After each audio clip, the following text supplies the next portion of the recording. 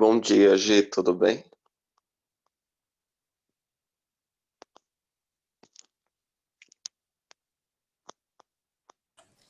Bom dia, André. Bom dia, David. Tudo bem?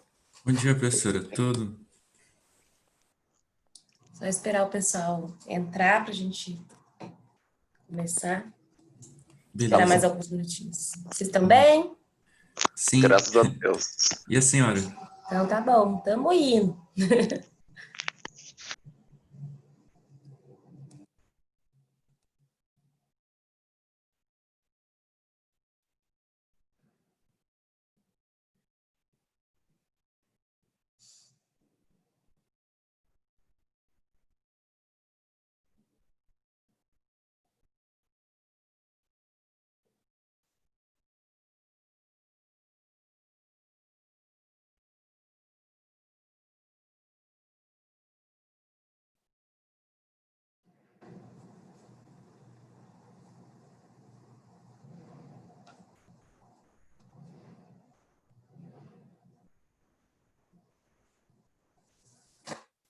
Só tá devagar. 7 horas da manhã, né? Até acordar. Esperar mais um pouquinho, a gente já começa, tá bom?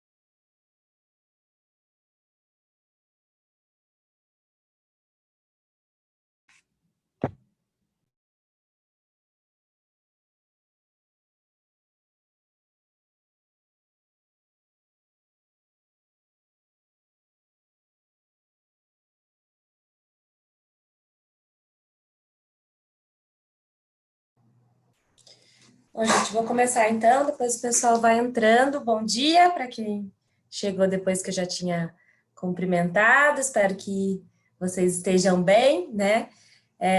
E que a gente está agora na segunda semana após o retorno das férias. Vocês já tenham se organizado aí para fazer os textos, né? Os textos que ficaram para trás das aulas anteriores às férias e o texto da semana passada. Hoje a gente continua com a proposta no estilo FUVEST, só que é um tema bem específico, pensando inclusive aquilo que eu comentei com vocês na aula da semana passada, como os vestibulares que ocorreram no meio do ano estão pedindo temas mais específicos. Então a gente vai fechar um pouco o nosso recorte aqui também, né? Não discutir coisas tão abrangentes como a gente fez no outro semestre, começar a fazer esses recortes para ter essa possibilidade, se algum vestibular cobrar um tema muito específico, vocês estarem preparados a saber como lidar com isso. Dentro dos nossos conteúdos de estrutura que a gente tem visto nas últimas aulas, eu separei para a gente ver picadinho, né, algumas partes da coesão. E na semana anterior nós vimos a coesão por substituição, vendo a questão do uso de sinônimos, hiperônimos e descrição. E eu comentei que uma outra possibilidade de coesão por substituição são os antônimos. Então, a gente vai falar sobre os antônimos. E aí eu tenho uma dica bem importante para passar para vocês, né?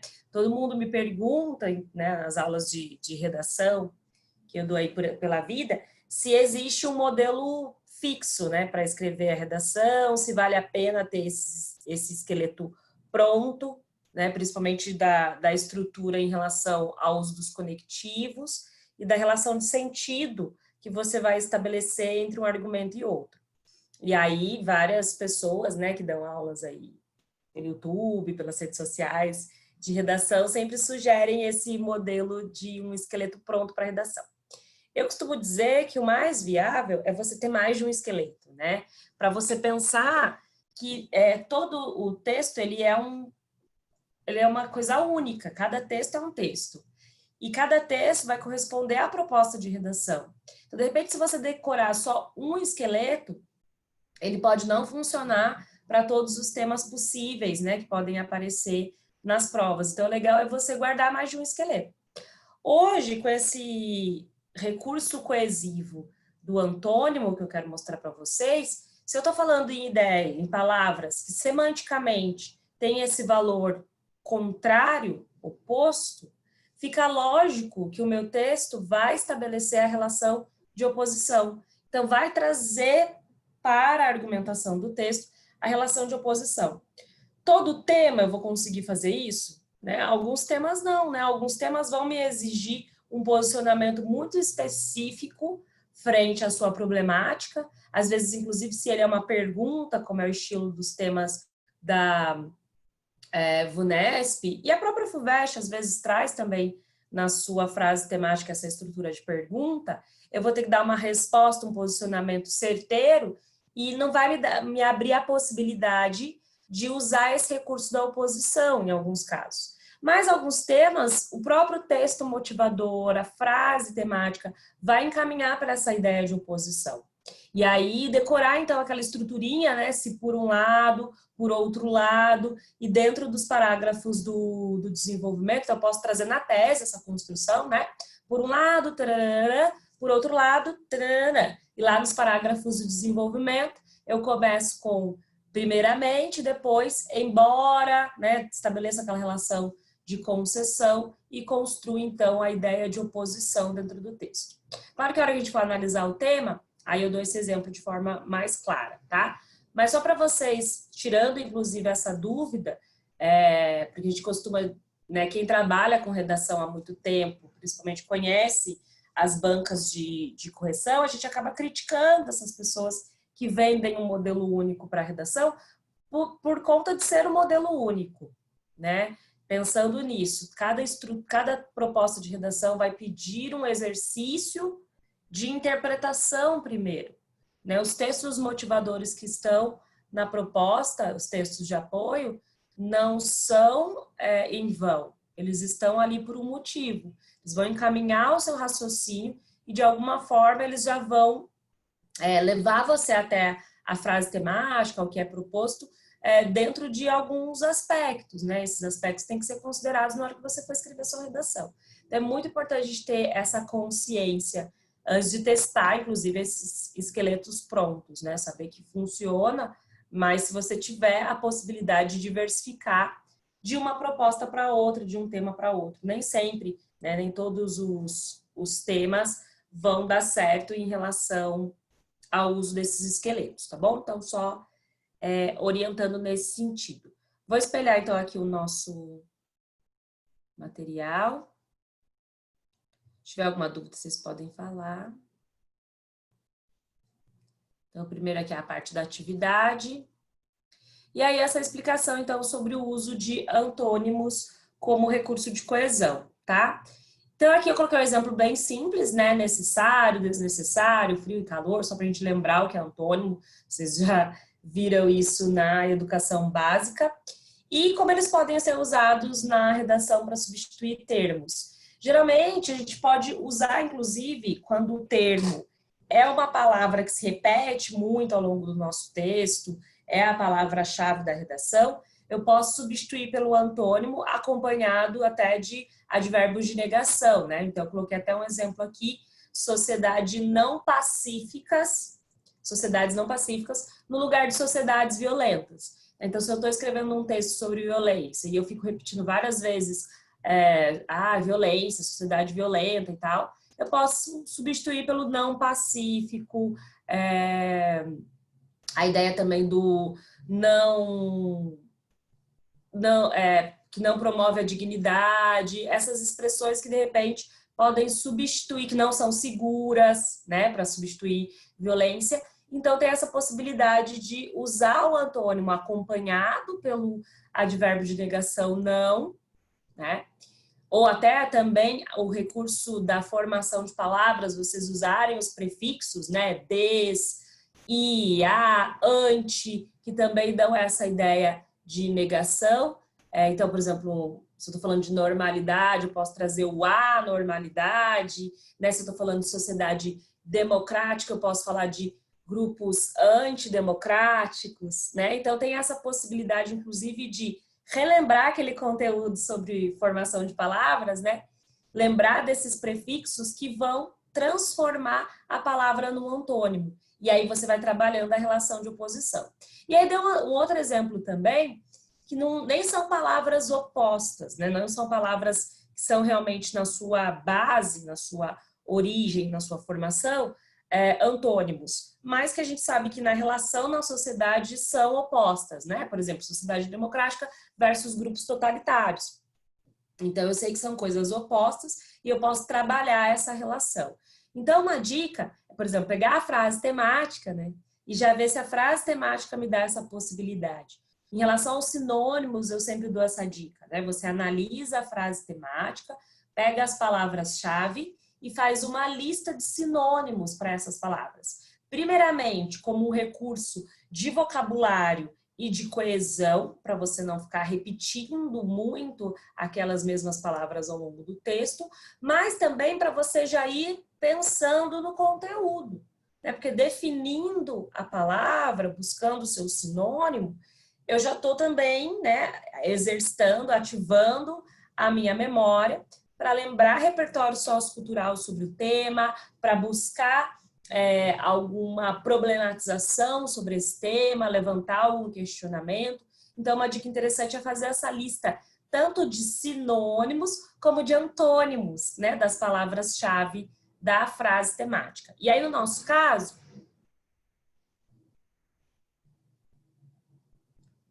eu vou puxar aqui, a gente tem, então, a memecrítica. Percebam que na própria frase temática, memecrítica, está entre aspas, porque ela é uma expressão criada, né? Ela não é uma expressão... ela já está sendo aceita nos veículos de comunicação, a gente pesquisa no Google e acha o que essa expressão significa, mas não é uma palavra que já está no dicionário, por exemplo. Então, assim, por isso as aspas, né? Uma expressão criada atualmente para se referir ao uso dos memes nesse sentido de produção de crítica. E aí o desenvolvimento do tema, né? Na desconstrução ou construção. Então, quando vocês têm esse recurso do des aqui, prefixo, vira entre parênteses, é porque o tema está te dando a possibilidade de pensar nas duas coisas. Ou é desconstrução, ou é construção de uma consciência sociopolítica.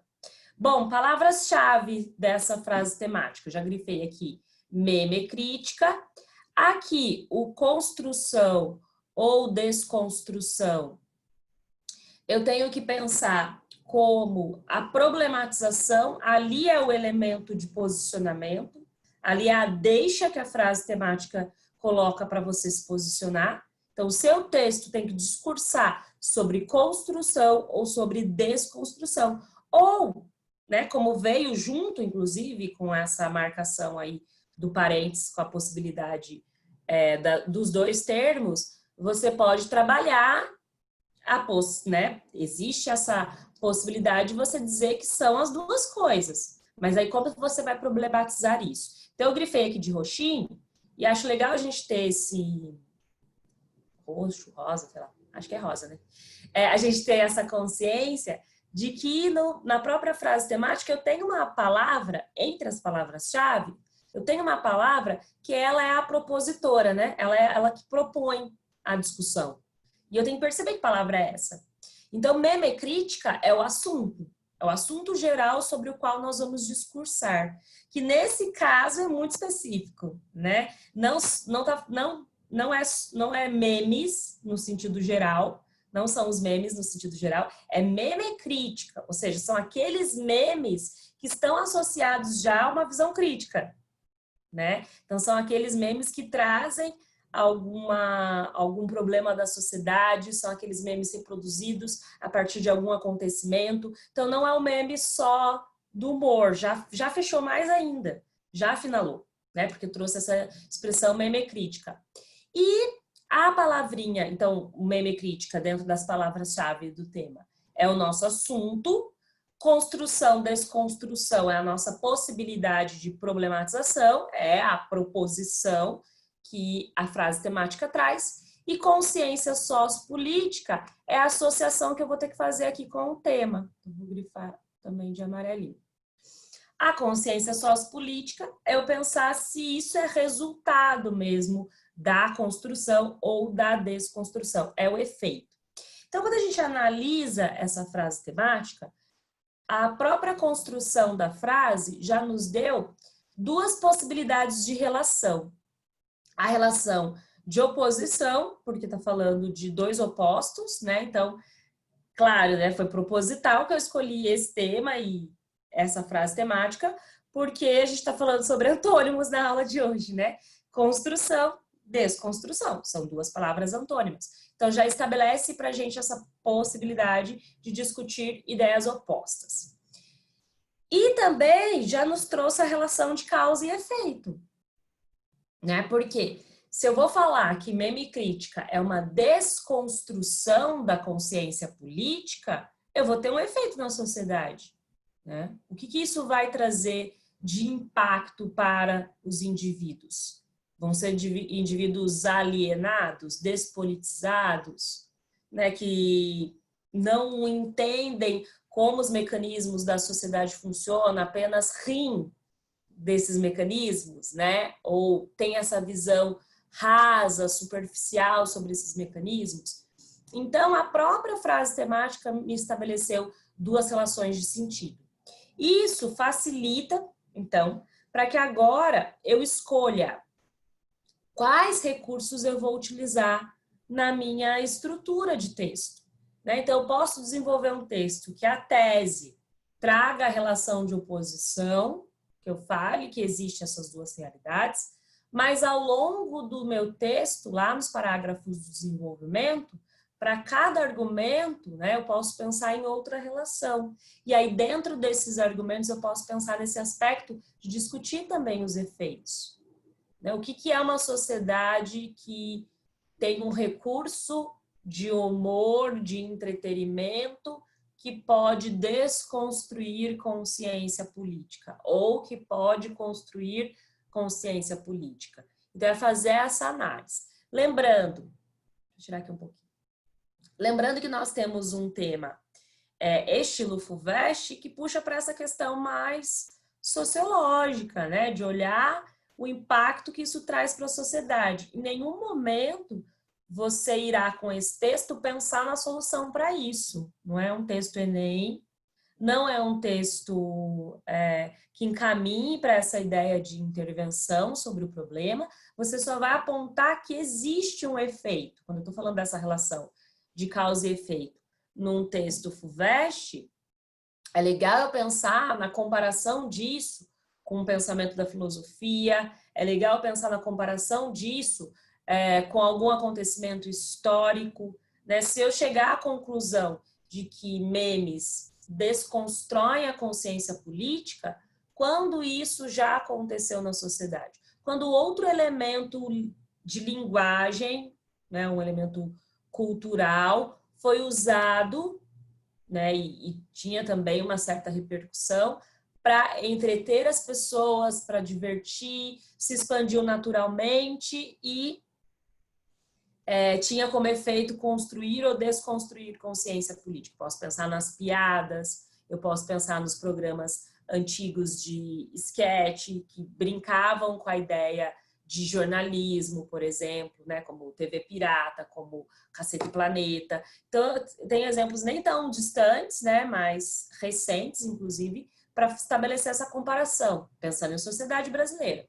Se eu começo a abrir, né, porque esse tema também ele não fechou em Brasil, a gente vai ver que os textos motivadores se referem mais a Brasil por conta do recorte ali dos textos, mas não significa que eu preciso me limitar a esse contexto. Eu posso pensar nisso numa situação mais ampla. É que é a nossa própria realidade, então é o conhecimento sociocultural mais próximo que nós vamos ter, e sabendo que no Brasil tem essa intensidade, né? O Brasil, inclusive, teve uma guerra memeal, né? Entre Brasil e Portugal, por exemplo. É um dado também que vocês podem trazer para esse tema, por mais engraçado que pareça, mas faz parte do conteúdo desse tema, né? Falar sobre memes. Então, teve uma guerra entre Brasil e Portugal em relação ao uso de memes. Então, é um país que, em relação aos outros, se destaca, né, com o uso desse recurso, ou que talvez tenha ficado estagnado mesmo, preso ao uso desse recurso em algum momento. Então, a gente pensar, primeiro ponto também, o que é o meme, né? Ele é um recurso de linguagem, ele é uma forma de expressão. Então, eu consigo, para buscar repertório sociocultural para esse tema, inclusive, eu consigo comparar essa forma de expressão com outras formas de expressão, com a arte, com a música, com o cinema, tem essa associação, né? Eu posso estabelecer essa relação, então a gente vai discutindo um pouquinho isso.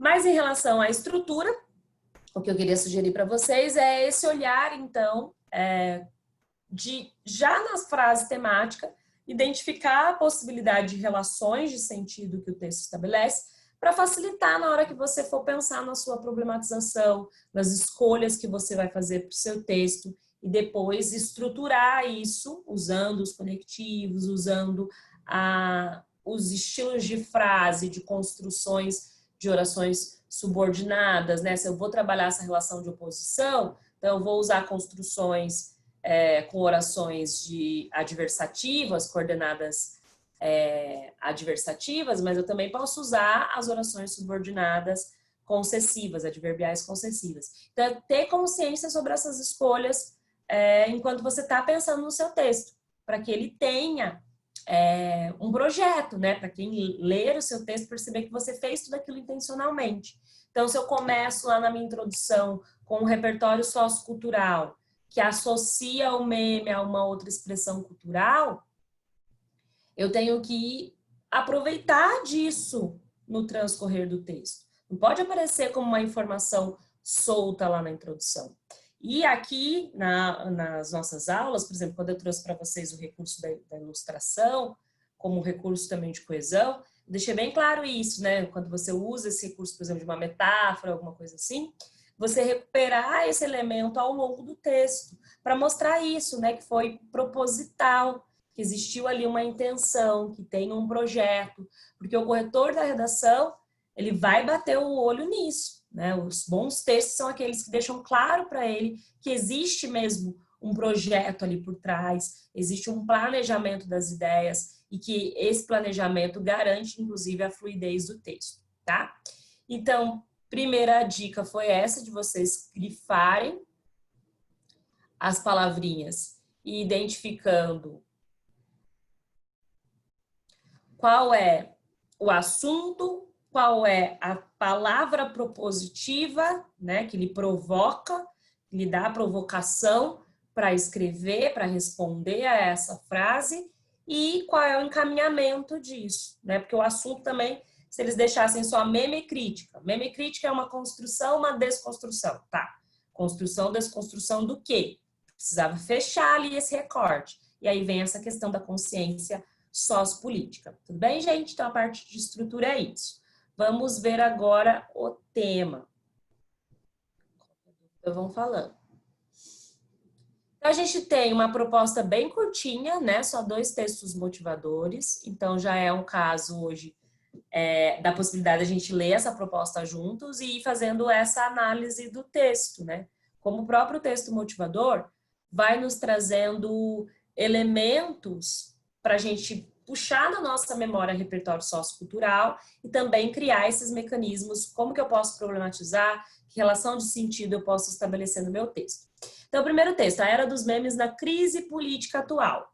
Quando eu vejo aqui crise política atual, tem relação lá com a consciência sociopolítica, certo? Se eu estou falando de consciência sociopolítica, é as pessoas terem conhecimento, e consciência é um passinho a mais do que conhecimento. A gente entende consciência como algo mais profundo, mais crítico, mais no sentido de ter o conhecimento e saber criticar, né? Usar esse conhecimento a favor de si mesmo, a favor da sociedade. Então, quando a gente fala em consciência hoje, tem esse sentido um pouco mais amplo, né? De a pessoa ter a ciência sobre alguma coisa e usar para algo, usar para a sociedade, usar para si mesmo, né? Então, consciência nos dá essa ideia. E aí, quando traz a consciência sociopolítica, e a gente já tem aqui no título desse texto, Crise Política Atual, já encaminha para essa ideia de, olha, os memes, essa coisa da meme crítica, eles são usados no cenário político, né? E vocês vão ver que não é um texto atual, né? É um texto de 2017, mas que vai ganhar muito sentido, né? Quando traz o contexto de 2017, tá? Então, vamos ver aqui. Seria cômico se não fosse trágico. O estado de irreverência do brasileiro frente à crise em que o país encontra-se imerso. A nossa capacidade de fazer piada de nós mesmos e da acentuada crise política e econômica atual nos instiga a refletir se estamos jogando a toalha, ou se este é apenas um jeitinho brasileiro de encarar a realidade.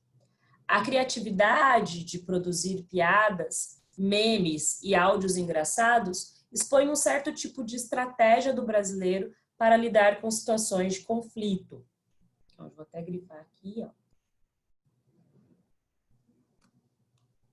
Que já é uma possível problematização. Tira a Dilma, tira Aécio, tira o Cunha, tira o Temer, tira o Bolsonaro. Tira a calça jeans e bota um fio dental, morena, você é tão sensual. Eis uma das milhares de piadas que circulam nas redes sociais que, de forma irreverente, estimulam o debate. De forma irreverente, estimulam o debate. Não há aquele que não se divirta com essa piada ou outra congênere, que não gargalhe diante dos diversos textos engraçados que circulam por meio de postagens ou mensagens de celular, independentemente do grau de escolaridade de quem compartilha. Eis uma forma distinta de fazer a crítica social ao caos instituído. Ó, vocês vão ver que o texto ele está encaminhando para uma daquelas 2 palavrinhas lá da nossa frase temática. Seja por meio do deboche do riso, seja a testa franzida e o dedo em riste, é de notório saber que todas as classes estão conscientes da gravidade da situação e que, por conseguinte, concordam que medidas enérgicas precisam ser tomadas. A diferença está na forma ideologicamente defendida para a tomada de decisões. Uns defendem intervenção militar, outros eleições diretas, outros eleições indiretas. A meme crítica vem como um dispositivo cultural de grande potencialidade político-discursiva nos processos de interlocução entre pessoas.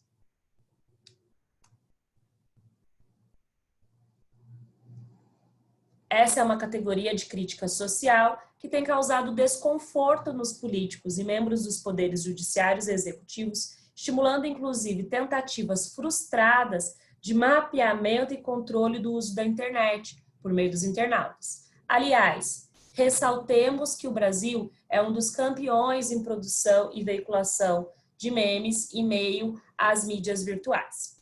Bom, por que eu fui grifando, então, esses termos na mesma cor que eu usei lá para o construção e desconstrução? Se a gente olhar, o texto respondeu construção, né?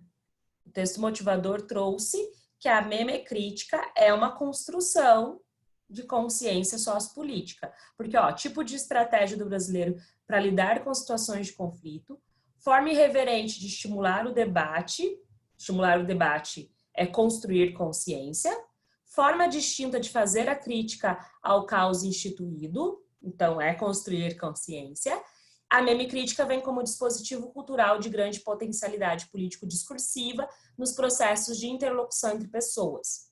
Então, o texto motivador 1 responde que existe, né, uma construção, sim, de consciência política. E traz, inclusive, também no final, essa possibilidade de dizer, olha, alguns vão usar para reivindicar medidas extremas, outros vão usar para continuar criticando e atacando os políticos, e inclusive de mencionar o quanto isso incomoda os próprios políticos, né? Em algum momento eles se veem ameaçados por essas críticas, por essa linguagem tão perspicaz, inclusive, dos memes, né? O comecinho trouxe um exemplo de 2017, que para a gente nem faz tanto sentido dessa aproximação entre as frases tira fulano, tira ciclano, em relação aos políticos, e no meio misturar uma música de pagode, né? Mas para lembrar a gente que o meme vai fazer isso, né? Ele vai misturar a política com coisas do cotidiano, ele vai trazer a política para o meio do discurso casual, do discurso corriqueiro, como se fosse uma coisa assim tão simples, mas que a gente sabe que existe essa complexidade. Então, o texto 1 respondeu que é uma construção de consciência política. O que eu tenho que pensar a partir daí, né? A gente sempre tem que ter essa visão crítica sobre o próprio texto motivador. Tem uma frase do texto que me chama muito a atenção, e eu não sei se vocês, na hora que estavam lendo, sentiram isso também. E é bem importante, quando a gente está analisando os textos motivadores, ter essa visão, né? Quando o próprio texto, ele faz alguma generalização. Tem um trechinho que ele diz aqui, ó. Seja por meio do deboche e do riso, seja a testa franzida e o dedo em rixe, é de notório saber que todas as classes estão conscientes da gravidade da situação. Vou até grifar aqui. Todas as classes estão conscientes da gravidade da situação e, por conseguinte, concordam que medidas enérgicas precisam ser tomadas. E aí eu jogo essa pergunta para vocês. Você, analisando esse tema, consegue enxergar que todas as classes sociais, todos os grupos do Brasil, têm consciência da situação política do país, têm consciência desse caos e acreditam na necessidade de medidas enérgicas? Né? Então, quando a gente tiver, é bem interessante esse olhar crítico para o texto motivador. Quando a gente tiver palavras muito categóricas, como todo, sempre, nunca, a gente questionar. Será que essa consciência é para todas as classes mesmo? Será que a pessoa que está afastada das outras formas de informação, dos outros veículos de informação, que não sejam esses memes recebidos por WhatsApp, né, no celular, ela olha para esse conteúdo, enxerga nele essa criticidade?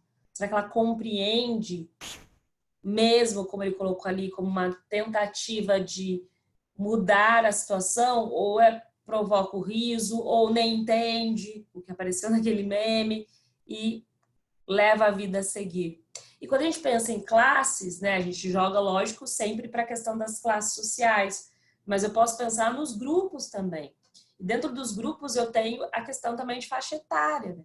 O meme, ele discursa muito com a juventude, ele dialoga muito com os jovens, porque esse recurso do entretenimento, do humor, está associada a essa geração que convive mais diretamente com as redes sociais. E esse grupo em particular, como lida com essa informação, por exemplo? Por que eu estou falando isso? Né? Porque na hora de você escrever seu texto, você não vai poder repetir o que está no texto motivador, né?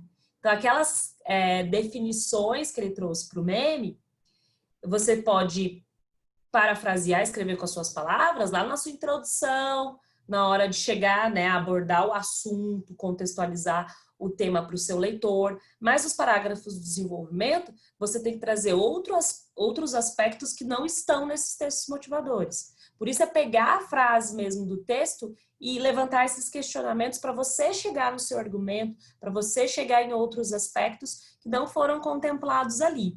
Nesse caso, é pensar nisso, né?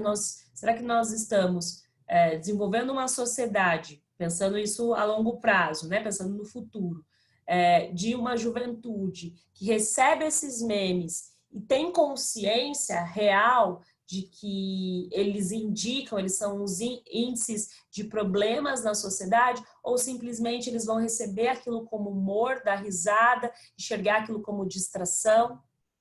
E aí é legal porque vocês têm vários outros elementos culturais dentro da história para simbolizar isso, né? Política do pão e circo, quantas outras coisas, né?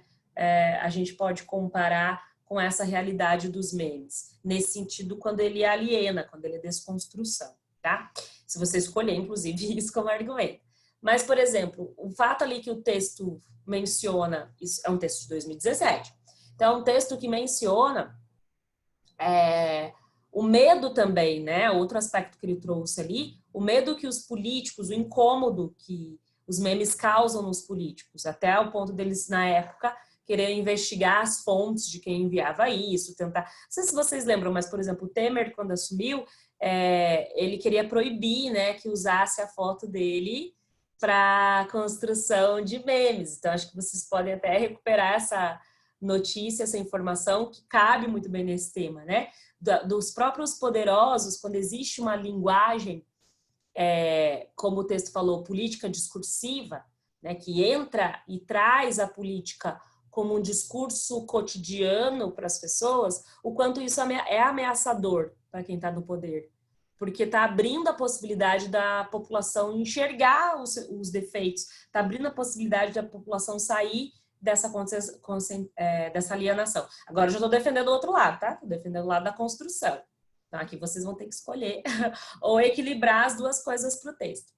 E aí é tão visível essa ameaça ao ponto da gente ter um comportamento como esse do Temer em 2017, se eu não me engano, de pedir para que as pessoas não usassem mais a foto dele. Não sei se vocês chegaram a ver essa polêmica na época. Então dá para pesquisar isso e encontrar, inclusive, notícias que se referem a essa situação, né? Ele não queria que usassem mais a frase fora Temer, porque foi uma coisa que começou como manifestação política, mas depois virou humor, virou essa questão mesmo do meme, né?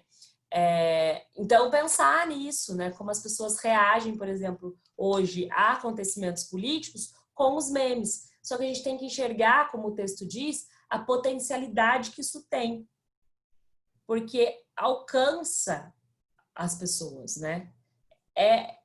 Foi naturalmente difundido, as pessoas replicam isso umas para as outras, então o alcance que essa forma de expressão, que essa linguagem tem, diferentemente de você ter mesmo um conteúdo mais profundo sobre política, que não chega aos grupos, que não chega a várias pessoas ao mesmo tempo, como os memes chegam. Então, é pensar nessa potencialidade, tá? E aí, naquela pergunta que eu tinha feito para vocês, de todos os grupos, fica um questionamento que pode ser, inclusive, um dos seus argumentos. Falar que, por exemplo, você pode defender que o meme ele é um potencial crítico, né? Ele pode trazer, sim, essa consciência sociopolítica, no entanto, não são todas as pessoas que vão ser atingidas dessa forma. Algumas vão ver só como humor, algumas não vão trazer para a seriedade, para a problematização necessária para construir consciência política, tá? Vamos voltar lá no texto. E aí, o texto 2 vai dizer assim: há humor, mas não é só isso. Geralmente um ponto de vista é expressado através do humor. Os memes tentam influenciar uma rede de contatos, em geral se torna uma espécie de peça de marketing político. E aí, quando a gente tem essa frase, né, de um professor, vocês veem que ele é professor da Escola de Comunicação e Mídia, ou seja, é alguém que é especialista no assunto, né? Até colocaram aqui no finalzinho a referência, especialista em memes políticos. Ele vai trazer agora, parece que ainda é o discurso da construção, mas quando ele fala, ó, geram uma espécie de marketing político,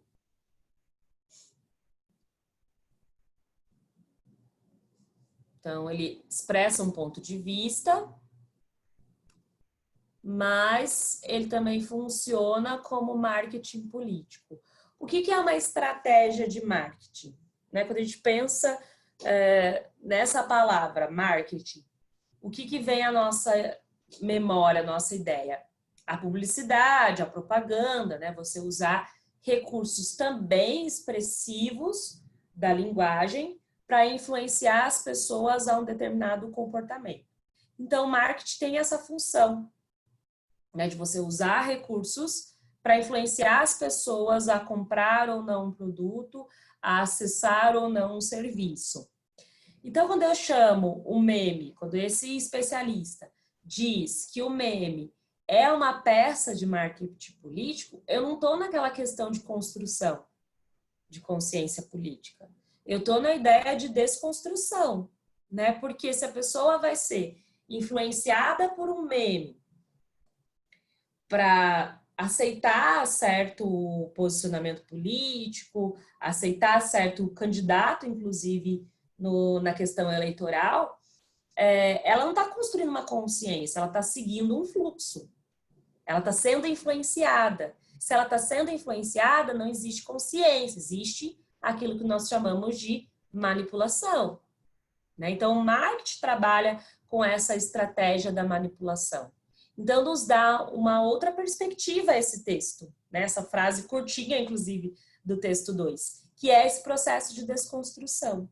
Então, um caminho até viável para esse texto é a gente pensar, como eu tinha falado naquela construção, se você vai trabalhar a relação de oposição, uma das possibilidades é usar as orações adverbiais possessivas, que são aquelas introduzidas pelo embora, mesmo que, desde que, apesar de, né?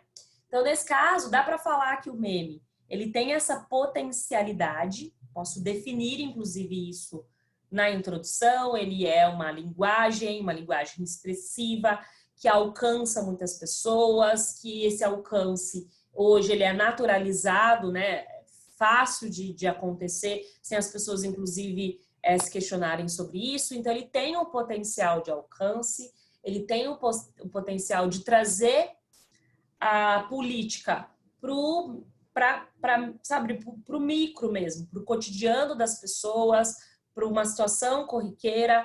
No entanto, quais são os efeitos disso, né, no sentido de cria uma consciência ou influencia a pessoa a seguir o fluxo, seguir o modelo e banalizar, inclusive, algumas situações que deveriam ser questionadas.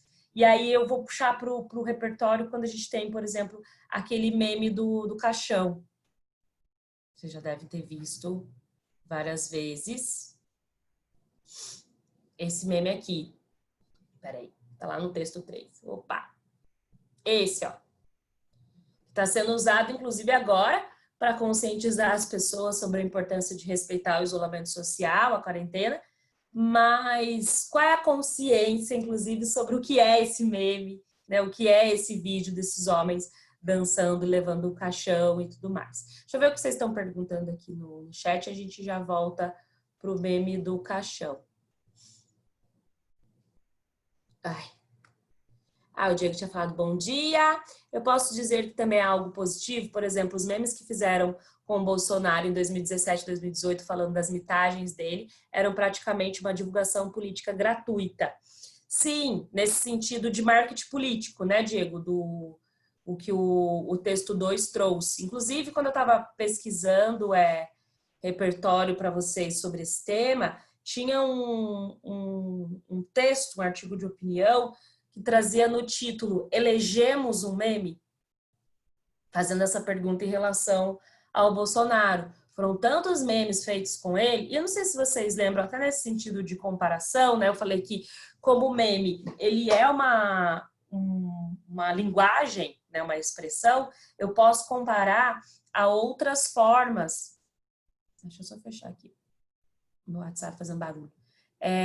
Eu posso compará-lo a outras formas de expressão. No caso dos memes feitos com o Bolsonaro sobre as mitagens, antes dessa ideia de meme ser tão repercutida, se a gente pega lá, sei lá, os anos de 2012, 2013, que ele era deputado e que não se pensava nele jamais como presidente da República, o programa de TV um programa de TV que misturava essa questão da política com humor, que era o CQC, ele trazia, né, com o Chuk Custar, ele trazia muitas entrevistas, né, a Mônica Iose fazia muitas entrevistas com o Bolsonaro, e sempre nessa coisa de que as coisas que ele falavam eram coisas absurdas, mas que eram engraçadas.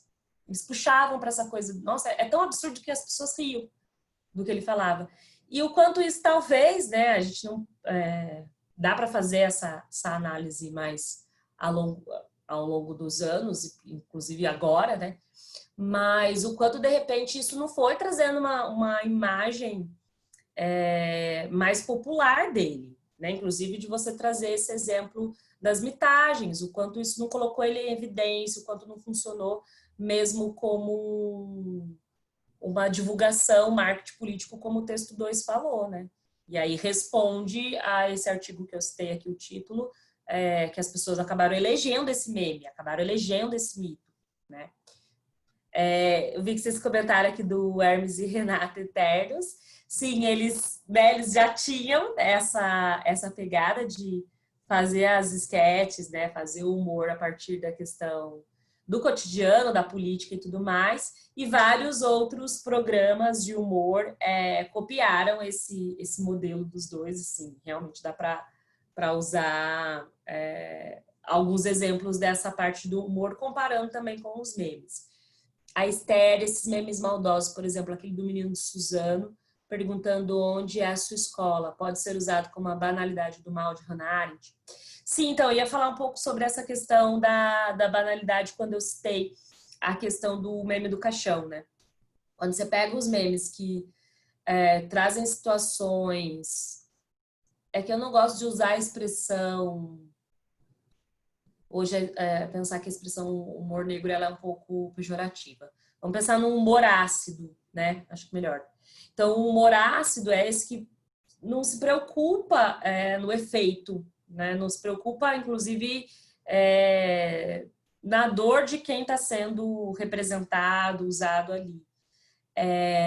E vários outros casos, né? Recentemente, eu vi de uma ativista, não sei se, eu não vou lembrar agora o nome dela, que é uma ativista sobre a causa das pessoas com deficiências e tudo mais. Ela tem uma síndrome muito rara, então a face dela é muito diferente e tudo mais. E o quanto as pessoas estão usando a imagem dela no TikTok, essa nova rede social aí, popularmente conhecida, que eu não conheço muito bem, mas você já deve ter ouvido falar. Estão fazendo vídeos de reação, né, aqueles react, e colocam a cara dela e as pessoas se assustam com o vídeo, esse conteúdo, as pessoas se assustando com o rosto dela. E aí tem um discurso dela muito comovente falando sobre isso, né, de que Tem pessoas pegando fazendo esse vídeo sem pensar que é uma outra pessoa que está ali, sem essa consciência sobre o mal que isso pode trazer para o outro, né? Até filtros, por exemplo, do Instagram que são... por exemplo, tinha um que separa, deixa o olho da pessoa um pouco mais separado e muda aqui a questão do lábio. E se você for ver esse filtro, ele se refere a características de uma síndrome, né? Que é inclusive a que tem que a filha do Roberto Justus tem. Eu não consigo lembrar o nome da síndrome agora, gente. Desculpa, me falhou a memória aqui. Mas, então, brincar com essas questões que são tão delicadas, né? E que a sociedade deveria trabalhar numa consciência de mostrar que essas pessoas não são inferiores, que essas pessoas não são feias, né? São só diferentes, trazer esse discurso da diversidade, mas não, né? Quando traz para essas peças de humor e para o meme, muitas vezes traz essa categorização de inferioridade, de estigma na sociedade. Então, muitas vezes, grupos que já são, inclusive, estigmatizados, e isso reforça. Aquele funkeiro com a menina lá da Disney também. Eu não lembro desse caso, André.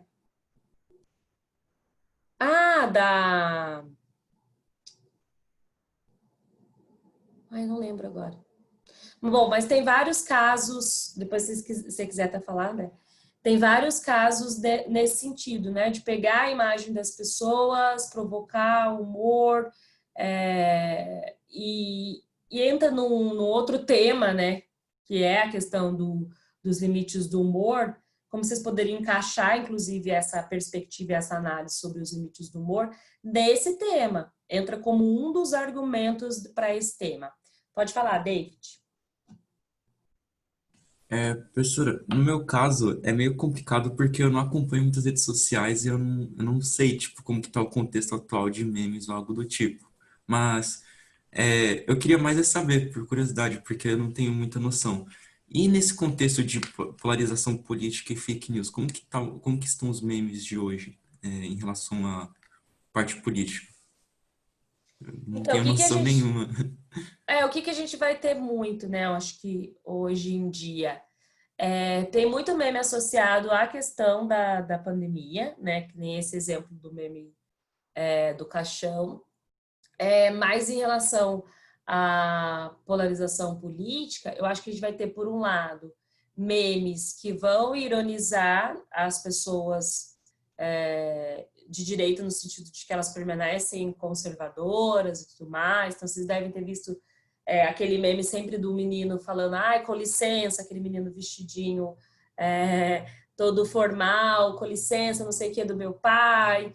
E aí joga para essa questão dos grupos que são privilegiados.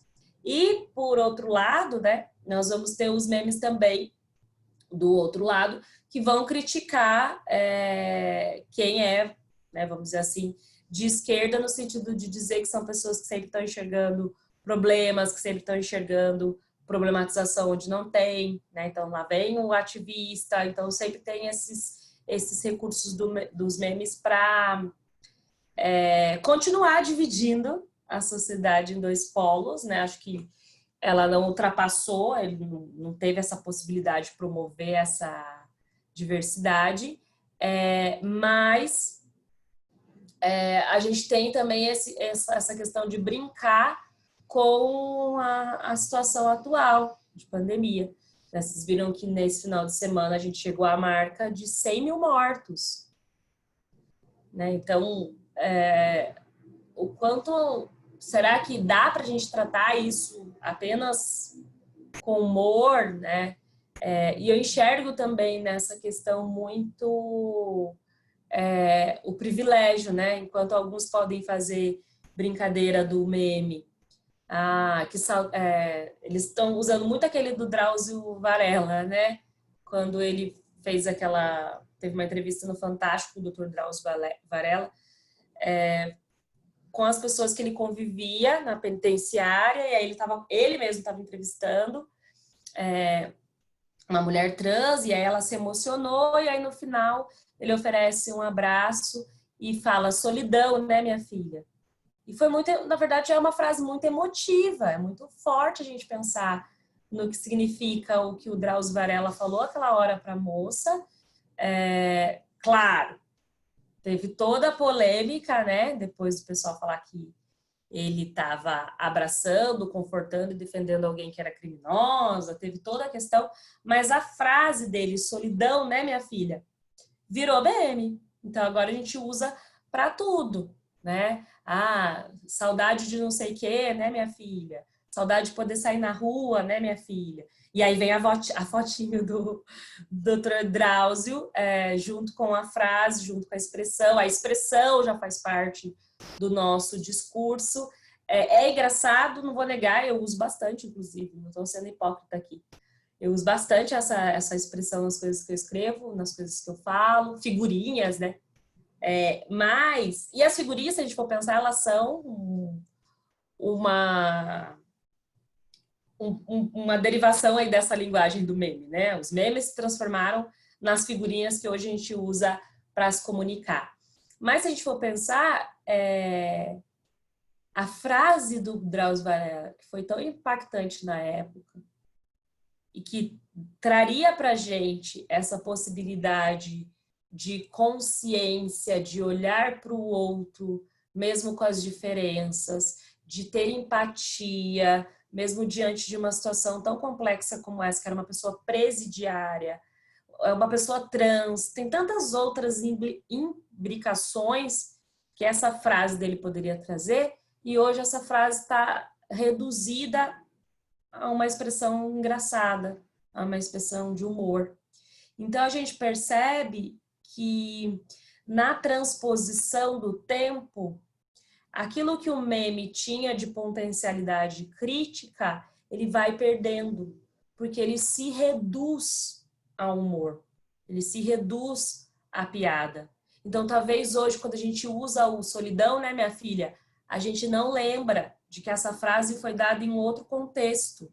Essa frase foi dada enquanto um homem branco, hétero, abraçava uma mulher trans, ele sendo médico, ela presidiária. Olha quanto significado tinha essa imagem, olha quanto significado tinha essa frase, e hoje ela é o quê? Ela é uma expressão de humor só, engraçadinha. Né? Não tem a potencialidade que ela poderia ser utilizada, não tem mais, né? Ela reduziu. Então, nesse ponto, eu acho que ganha. Como vocês falaram aqui do marketing político, quem ganha são aqueles que querem continuar oprimindo esses grupos, né? Porque se você pega uma frase que foi falada por um médico que conhece a realidade das pessoas em cárcere, né? Porque vocês sabem, não sei se vocês sabem desse histórico do Drauzio Varela, mas o filme Carandiru é baseado no livro dele, Carandiru, porque ele trabalhou dentro do Carandiru na época do massacre, então ele conhece de perto essa realidade. Então a simbologia que isso teria, né, de ele estar ali e mostrar essa empatia por alguém que está sofrendo dentro desse sistema, que é um ser humano, que tem toda a questão da dignidade que poderia ser discutida, e se reduziu a isso, se reduziu a uma expressão que a gente acha engraçadinha, usa a foto dele, usa a figurinha dele para um monte de coisa, mas não tem mais esse discurso. Então, quem que ganha com isso? Os grupos que querem abafar as vozes das pessoas trans, os grupos que querem abafar quem sofre com a exclusão, os grupos que querem abafar a ideia de você ser empático com o outro, mesmo que o outro tenha cometido algum crime em algum momento da vida, né? Quem somos nós, seres humanos, para julgar o outro, se todos nós somos condenados ao erro. E aí, a expressão acabou sendo muito reduzida, muito reduzida. Então, uma questão que eu queria levantar isso com vocês, até pensando nessa relação de concessão, né? Então, embora, a gente já usa o embora como concessivo, embora ele tenha essa potencialidade de trazer a política para o cotidiano, de trazer os problemas sociais para o cotidiano, de divulgar, estender discussões que ficariam restritas a grupos que têm contato com a informação, embora ele tenha toda essa potencialidade, ele também reduz. Ele também tem essa característica do reducionismo mesmo, né? De simplificar as coisas, das coisas se transformarem em banalidade, como vocês falaram aqui, dá para usar com certeza Hannah Arendt nesse sentido. Respondi, David, falei bastante, né? Respondeu, valeu, professora. Que isso. Então, acho que é um exemplo, né, desses memes da atualidade. Acho que esse do Drauzio Varela, até pelo uso ainda muito constante dele, é um bom exemplo e que dá para a gente jogar para os dois lados, né? Ele teria esse potencial crítico de uma sociedade com uma visão mais aberta sobre a diferença entre as pessoas, sobre a empatia, mas se reduziu ao humor, né? Então acaba voltando para a ideia de abafar as vozes, de manter, né, manutenção dos mesmos lugares que as pessoas ainda ocupam na sociedade, tá? Tem mais alguma dúvida aqui, gente, sobre isso? Não? E aí eu vou lá compartilhar com vocês a parte do repertório, porque explica, então, o meme do caixão, né? Tomou, esse viral que tomou a internet, mas, não sei se vocês já pesquisaram sobre isso, né? O vídeo dos homens dançando com o caixão e tudo mais, ele na verdade, uma questão cultural, né? Deixa eu ver se eu acho aqui o trechinho aqui, ó. Para além dos episódios que aparecem como a primeira parte do meme, o que chama atenção é que a dança como com o caixão é sim uma gravação de verdade. A cena em comum é proveniente de funerais realizados em Gana, na costa oeste da África, gravados para uma reportagem realizada pela BBC em 2017. O novo viral segue o manual dos memes, o usuário compreende depois de ver 10, 20, 30 versões dele. A montagem mostra, primeiro, uma situação de vida ou morte, que é cortada na hora H para um vídeo completamente diferente. Mas também surpreende um grupo de homens com trajes distintos de dança e faz malabarismos com o caixão, enquanto seus passos e movimentos estão sincronizados com uma música eletrônica, que apesar de encaixar perfeitamente, não parece ser o que estava acontecendo no momento da filmagem. Para esclarecer, o meme insinua que a situação inicial não acabou nada bem. A dança em funerais é uma cerimônia tradicional. A dança em funerais é uma cerimônia tradicional não só no país, mas em várias regiões do continente africano, onde diferentes tipos de rituais fazem referência à vida e não à morte. Por isso, o clima se assemelha muito mais a um batismo do que a um velório e causa a estranheza que é ingrediente especial deste meme. No entanto, esta coreografia, com mais malabarismos, foi uma invenção de Benjamin Aidoo, um carregador de caixões profissionais ganês. Ele contou à BBC que pensou que a nova maneira de executar seu trabalho poderia trazer mais alegria aos funerais. Quando o cliente vem até nós, perguntamos: você quer ver algo solene ou um pouco mais de teatro? Ou talvez uma coreografia? Disse Aidoo à BBC. É só pedir que fazemos. Certamente Aidoo não faz ideia que alguns anos depois, a coreografia de sua equipe estaria estrelando memes na internet. Muito menos que a música tradicional tocada nos funerais casaria tão bem com a batida eletrônica. A música que faz trilha sonora e prepara o usuário para a troca de cenários nos memes da dança de caixão é um sucesso do EDM Astronomia, lançado em 2010. Bom, então o vídeo, né, traz, na verdade, é isso que eu queria também trazer. Acho que o exemplo que eu citei aqui do Drauzio Varela se encaixa nisso também, da transformação, né? O que era a cena original e como foi transformada no meme. No caso aqui, é uma dança mesmo feita, tem dentro da cultura ganês essa questão de, nos velórios, celebrar a vida, né, com o pensamento de que a pessoa que morreu está indo para uma nova vida, então eles dançam com o caixão, e nesse caso foi um carregador de caixão específico, como o texto fala, o Aidoo, que criou uma dança coreografada específica. Hoje eles pegam essa cena, colocam uma batida eletrônica para brincar com diversas situações. Inclusive no contexto de pandemia, para falar, né? Se a pessoa não está cumprindo isolamento, se ela saiu, vem lá na sequência, né? A pessoa se comportando numa atitude que colocaria ela em risco, vem na sequência a dança do caixão com uma música eletrônica. Então, a gente tem um elemento cultural que se transformou em outro, né? Claro, eu acho que quando ele levanta essa dúvida, as pessoas que foram pesquisar para descobrir o que era essa dança do caixão, a gente tem uma outra característica aí dos memes, uma outra potencialidade, que é isso, né? A possibilidade de você tornar conhecido algo cultural que antes era ignorado, que não tinha tanta visualização, tanta repercussão como pode ter agora por meio disso. Mas o complicado é o quanto, de novo, né, aquilo que eu já tinha dado de exemplo do Drauzio Varela, o quanto vai reduzindo também essa relação em vida e morte e tratando como banalidade. Como eu disse, né, por exemplo, no nosso caso da pandemia, tem essa brincadeira de quando a pessoa descumpriu o isolamento, aí tem esse meme da dança do caixão, mas são 100 mil mortos, né? E as famílias desses 100 mil mortos, talvez, até porque a nossa cultura não é essa cultura de olhar para a morte com uma visão de alegria e tudo mais, mas é essa visão de pesar.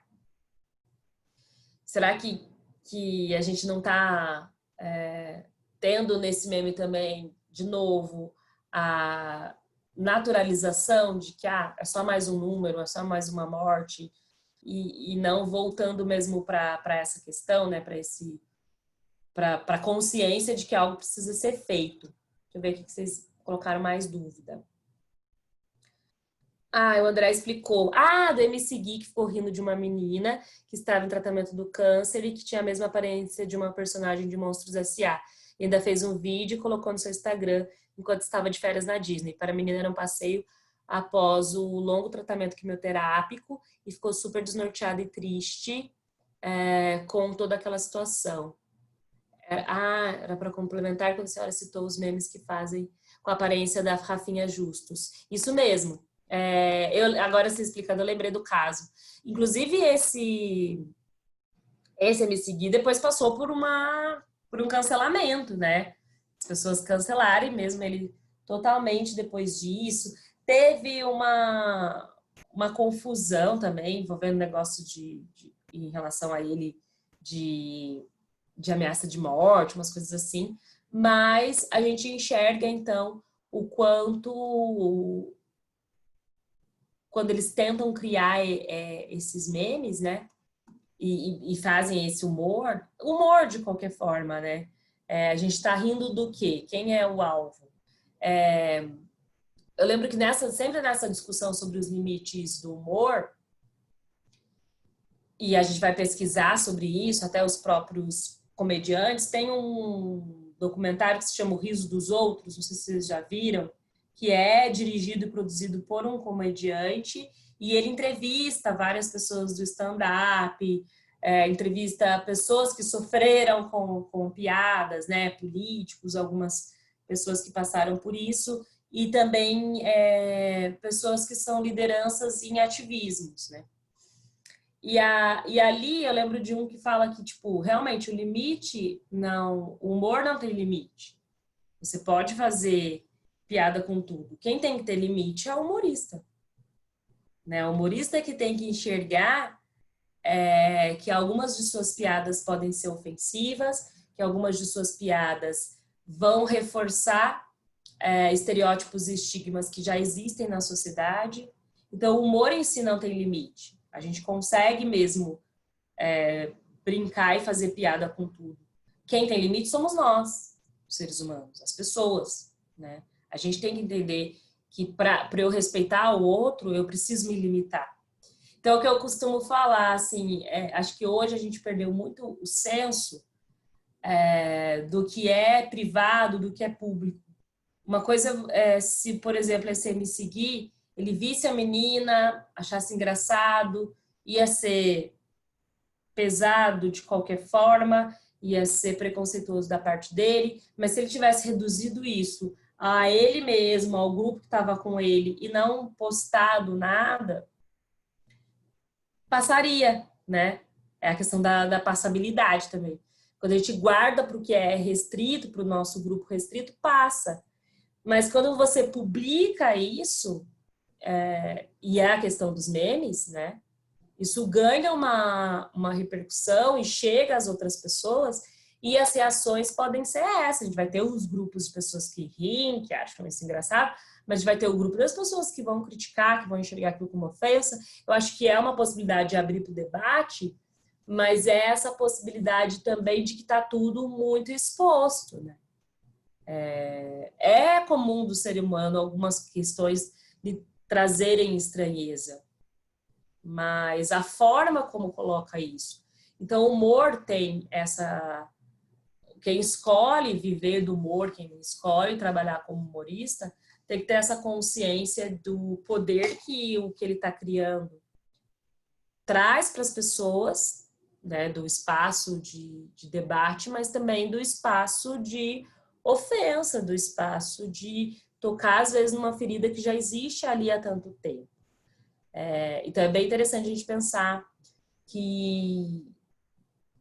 E, de novo, às vezes, em quem chegou algumas dessas imagens, com o exemplo que o André deu, nem todo mundo estava sabendo da realidade dessa moça. Que nem eu falei do vídeo do TikTok, né? Das pessoas fazendo com a moça que tem reação à foto dela e ela tem uma síndrome, na verdade. As pessoas não sabem que ela tem uma... Alguns estão fazendo tão assim, naturalizado, só reproduzindo, né? Tão alienado, só reproduzindo o que os outros já fizeram, que não sabem da verdade, não têm consciência do que realmente é. Então, esse é o nosso risco também, né? Porque os memes podem mascarar a verdade. E, infelizmente, num país em que você tem 6,8% da sua população acima de 15 anos analfabeta, que você tem, esse é o dado do IBGE de 2000 divulgado em 2019, que é o resultado da pesquisa de domicílios de 2018. A gente tem 6,8% de pessoas acima de 15 anos analfabetas no Brasil. Que a gente tem um índice muito baixo de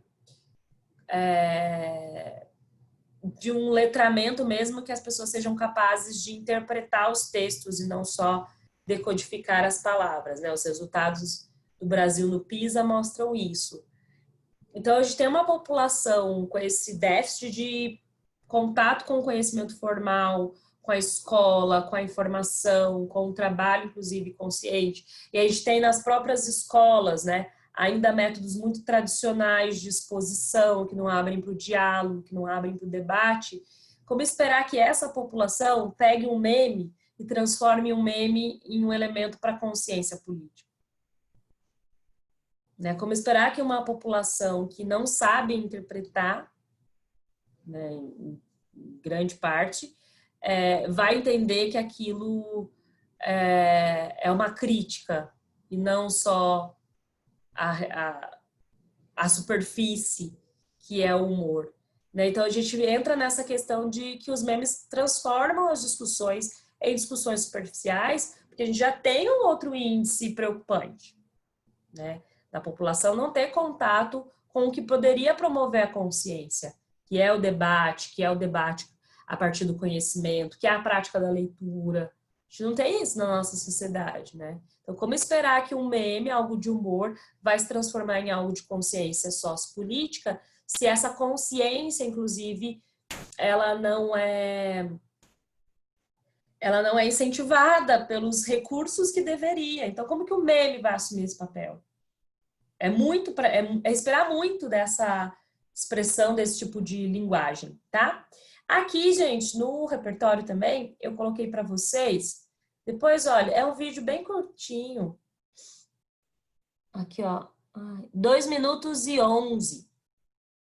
Então, assistam, ele vai trazer qual é a definição de meme, né? A expressão que vem lá da biologia e tudo mais. Então, traz a definição do que seria meme, a memética. E aqui embaixo, né, como linguista, inclusive, a definição do meme a partir da expressão, né? Então, aqui, para iniciar nossa jornada em busca de possíveis respostas, vamos afinar alguns termos.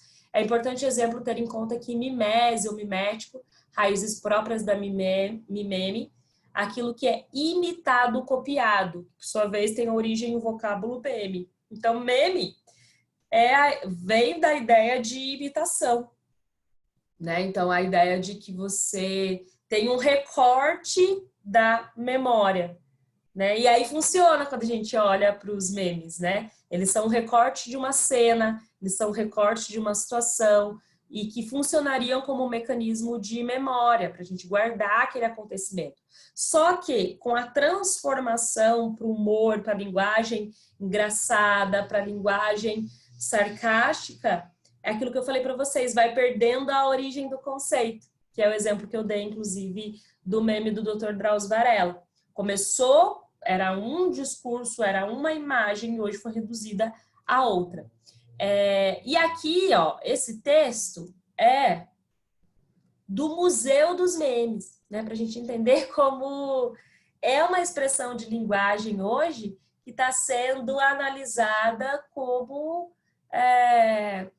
um elemento mesmo cultural, né? Então, esse é o museu, é um site chamado Museu dos Memes, mas é de uma universidade federal aqui do Brasil, que lá eles colocam vários memes, né? Inclusive, para quem precisa ir, viu, David, se atualizar sobre os memes, eles têm lá várias imagens, mas analisando nesse sentido, dá para a gente analisar o meme como a gente analisava as obras de arte, eles são lugares de memória, eles estão sujeitos à crítica nesse sentido, à crítica de composição, é uma forma de comunicação atual. Então, hoje já existem estudos sobre os memes, como esse exemplo que eu estou dando para vocês, desse site, né, do Museu do Meme. Mas também a gente tem outros estudos analisando só o caráter de linguagem. Como eu falei para vocês lá no próprio texto motivador da proposta, aquele textinho 2 que trazia a opinião de um especialista, ele é um especialista em memes políticos, porque já existem mesmo esses grupos de estudos dentro da linguagem, né? Geralmente é quem estuda linguagem, é quem estuda os mecanismos de comunicação, análise do discurso, que vão analisar essa questão dos memes como um elemento de comunicação. Aqui, no caso do Museu do Meme, eles estão analisando como elemento de arte, como uma produção artística mesmo, a produção dos memes. E aí eles vão comparar aos cânones, né? Eles vão comparar as grandes obras de artes do passado. E acho bem interessante quando eles falam aqui, ó, nesse finalzinho aqui do texto. O meme, nessa acepção, né, é expressão simbólica e material do espírito humano em sua ansiedade por traduzir o mundo a partir de sua própria percepção e força artística. Sendo assim, o meme está invariavelmente em relação ao cânone, ocupando das duas posições a seguir. Ora, ele satiriza e questiona seus limites e regulações, reinterpretando os dizeres oficiais e tornando mimético por meio de uma representação irônica da realidade social própria dos discursos e narrativas de enfrentamento do poder instituído, que tem por base o humor. Então, por um lado, por outro lado, né, ora, ele expressa apoio e promove reconhecimento. Nesse caso, como manifestação popular, o meme insere na luta política, cooptando apoiadores e estimulando a constituição de redes de solidariedade. Então, como eu estimulei vocês desde o começo dessa aula, né, porque o conteúdo de estrutura era falar de antônimos, a relação de oposição, o finalzinho desse texto motivador traz essa relação. Então, por um lado, ele vai trazer a crítica às situações políticas, por outro lado, ele pode ser um apoio para que a alienação, para que as inclusive para que candidatos políticos continuem em seu pleito, que é o que a gente até discutiu aqui durante a aula, né?